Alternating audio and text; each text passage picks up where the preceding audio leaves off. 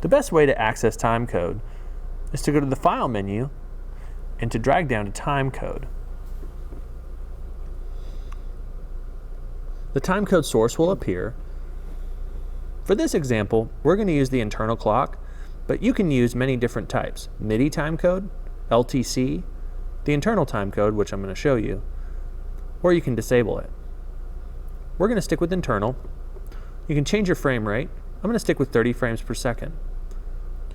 Also, there's some additional options. If we were using LTC or MIDI, you can select a timecode offset. You can also select playback lag compensation or change your freewheel. For this example, we're going to go with internal, 30 frames per second, 3 seconds in our freewheel, and hit OK.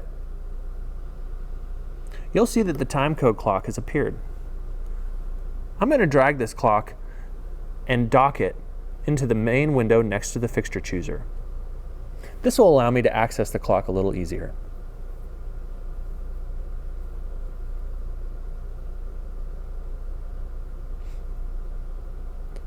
Inside the timecode window, you have a few basic options.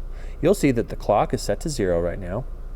You'll see a play button, a pause button, a fast forward and rewind button. Also, you'll see that there's some times along the bottom. The locate button will allow you to type in a custom time. For instance, I'm going to type in 1 hour. If you'd like to return to 0 time, just select the 000 option.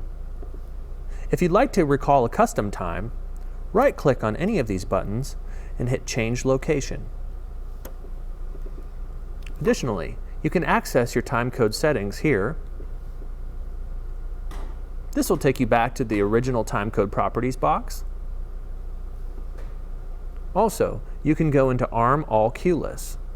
This will arm all cue lists that have timecode associated with them. I'll show you that in just a second. For this example, I've created a cue list with 3 cues. If we'd like to have these cues recognize timecode, all we have to do is click on the H box and change that to timecode. We can then enter a start time. I'm going to give it 1 second and hit OK. You'll notice that the timecode detected box will come up. It will ask you if you want to enable timecode for this cue list. You can hit Enable, Enable in ARM, or Disable. For this example, we're going to choose Enable. You'll now see some additional controls appear below the step chooser. TC ARM means timecode ARM. If we click that, timecode will now be armed for this cue list. If you'd like to type in timecode for our second and third cues, just click the H, slide down to timecode. These cues have been auto-populated with their own timecode values. If you'd like to make a change, just double-click on the number here. If I select the Skip Back button to go to the top of the cue list, then select Arm all cue lists and hit OK,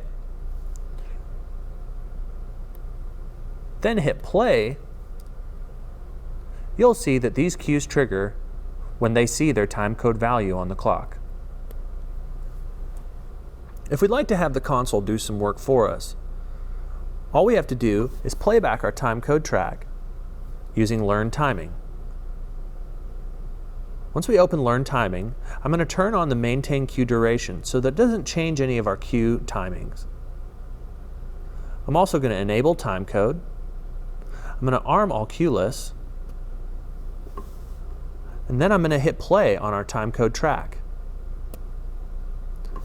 I'll begin to hit the play button, and you'll see that each step fills in its own timecode when I hit the play button.